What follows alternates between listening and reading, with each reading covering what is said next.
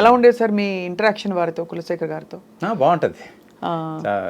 చాలా అంటే అది అంటే it's not just lyric writer music director friendship. సరదాగా ఆయనకి జన్ కార్ ఒకటి ఉండేది 4040. ఆ కార్లో ఎక్కి తిరిగేవాళ్ళం బాగా. సడన్గా మూడు వస్తే గుట్టుకెళ్దామా అంటే సరే వెళ్ళిపోదామని యాదగిరి గుట్ట వెళ్ళిపోయేవాళ్ళం. అలా ఆయనకి డ్రైవింగ్ బాగా ఇష్టం అనమాట. అలా చాలా there was a good journey ఇద్దరిది. అంటే కార్లోనే కాదు, ఈవెన్ రియల్ లైఫ్లో కూడా కొన్ని సందర్భాల్లో పాటలు వర్క్ జరుగుతున్నప్పుడు డిస్కషన్స్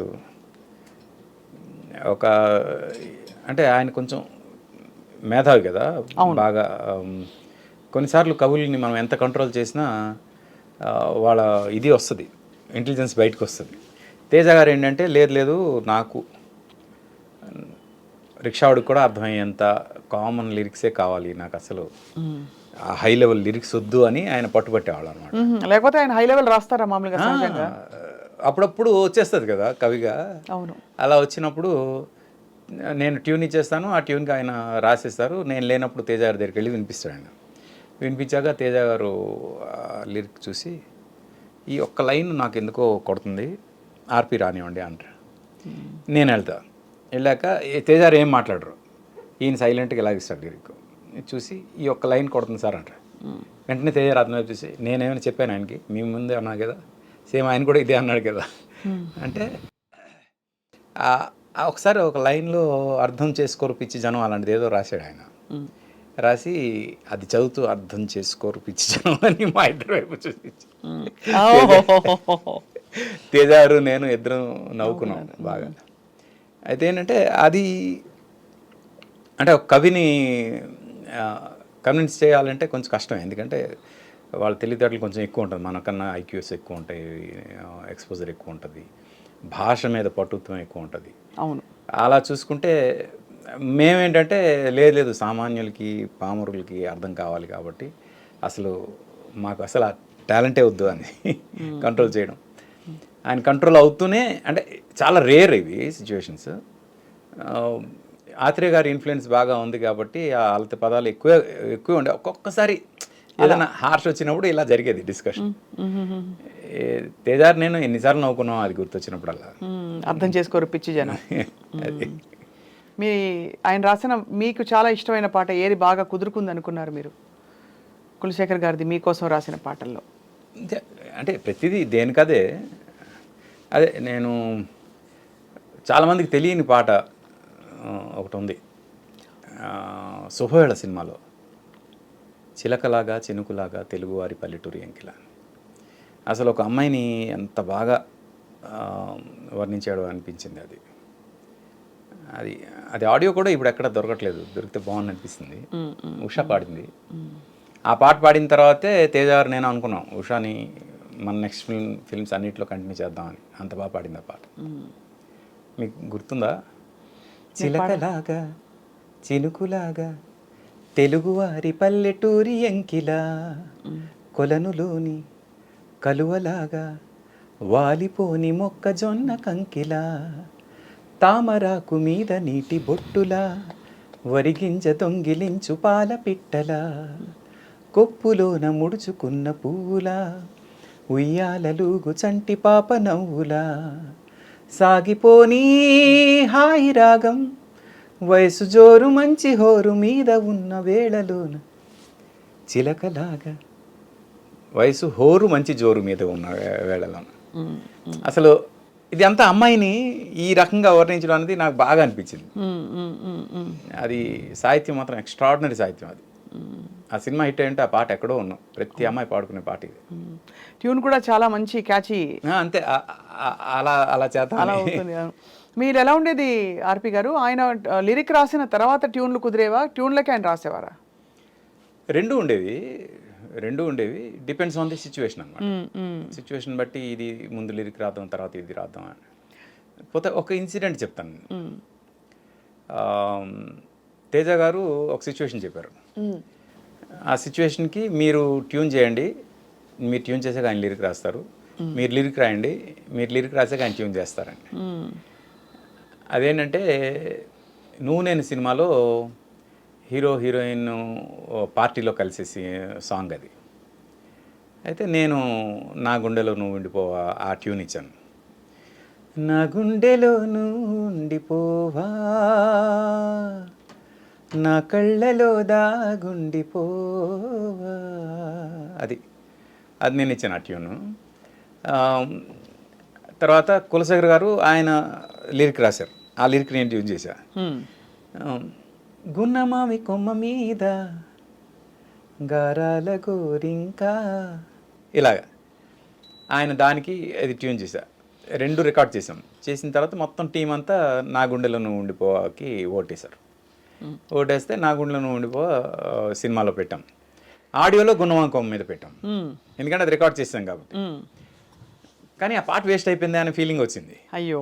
అప్పుడు జయంలోని ఎవరు ఏమన్నా మారదు ఈ ప్రేమ అని లిరిక్ మార్చి అదే ట్యూన్ని మళ్ళీ వాడాం. ఎవ్వరు ఏమన్నా మారదు ఈ ప్రేమ, అది సేమ్ అదే. గున్నమావి కొమ్మ మీద గారాల గోరింకా, అది అంటే ట్యూన్కి మ్యూజిక్ చేయడం, మ్యూజిక్కి ట్యూన్ చేయడం, ఈ రెండు జరిగేవి. అదే ఆ టైంలో అసలు ఒక రెవల్యూషన్.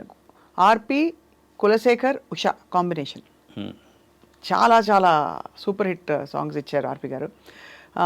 సంతోషంలో ఎలా జరిగింది? సంతోషంలో కూడా కులశేఖర్ గారు కొన్ని రాశారు. ముఖ్యంగా దశరథ్ డైరెక్టర్ కాబట్టి మేమంతా ఒకే దగ్గర ట్రావెల్ అయిన వాళ్ళం కాబట్టి, కులశేఖర్ శాస్త్రి గారి దగ్గర అసిస్టెంట్గా ఉన్నప్పుడు, త్రివిక్రమ్, నేను, సునీల్ రూమ్మేట్స్గా ఉన్నప్పుడు మమ్మల్ని వచ్చి రెగ్యులర్గా కలిసేవాడు. సేమ్ ప్లేస్లో ఉండేవాళ్ళం అక్కడ హిందీనార్ కాలనీలో. అక్కడే దశరథ్, గోపి వీళ్ళు కూడా ఉండేవాడు. అలాగా ఫ్రెండ్స్, ఇండస్ట్రీ రాకముందు నుంచి ఫ్రెండ్స్ కాబట్టి సినిమా స్టార్ట్ అయ్యే టైంకి దశరథ్ సినిమా చేస్తానంటే ఆటోమేటిక్గా కులశేఖర్ రాయాలి లిరిక్. అది కామన్. అది అలా. ఏ పాట రాశారు అందులో? అది దేవుడే దిగి వచ్చిన, దేవుడే దిగి వచ్చిన, అది. తర్వాత నే తొలిసారిగా మాత్రం ఆయన శాస్త్రి గారు రాశారు. అదే అందుకనే ఒక గురుతుల్యులైన శాస్త్రి గారి చేత రాయించుకోవడం. అఫ్ కోర్స్ అంత బాగాను రాసే కులశేఖర్ గారు శాస్త్రి గారిని కూడా తలుచుకునే రోజు 30వ తేదీ. సేమ్ యాక్చువల్లీ తిథి ప్రకారం ఇద్దరు సేమ్ తిథిన చనిపోయారు.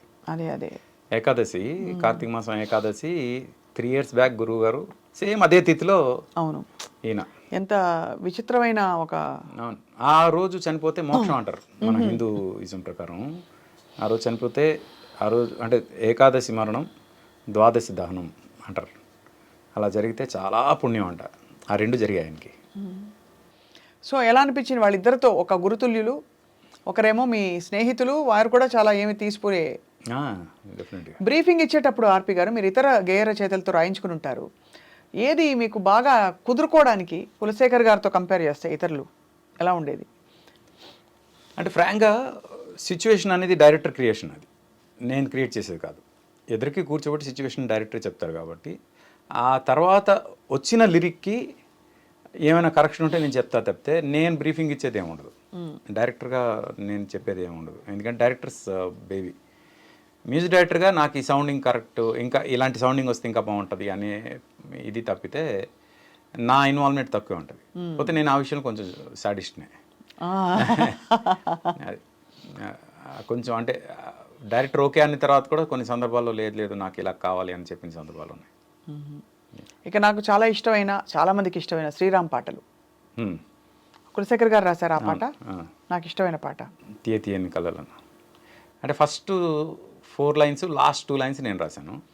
అది మాతృక మీరు రాసి ఇచ్చేశారు. మధ్యలో 6 lines రాసే టైం కానీ తెలివితేటలు కానీ లేవని నాకు అర్థమయ్యాయి. అది ఆయనతో రాయించారు. మీకు రాయాలని ఎందుకు అనిపించింది అప్పుడు? అంటే మీకు అలవోగ్గా వచ్చేసాయి? అలవోగ్గా వచ్చింది ఆ ట్యూన్ చేస్తున్నప్పుడు. అది కానీ ఆయన రాసిన లైన్లు నేను రాసిన లైన్ల కన్నా బాగుంటాయి. అవునా?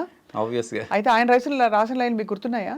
మనసంతా నువ్వని చెప్పడం తెలుసు ప్రేమనే మత్తులు, ఎన్నాళ్ళైనా నేనుండిపోగలను చూస్తూ నీ కళ్ళలో, నేనెవరన్నది నీ మరిచిపోగలను చూస్తూ నీ కళ్ళలో.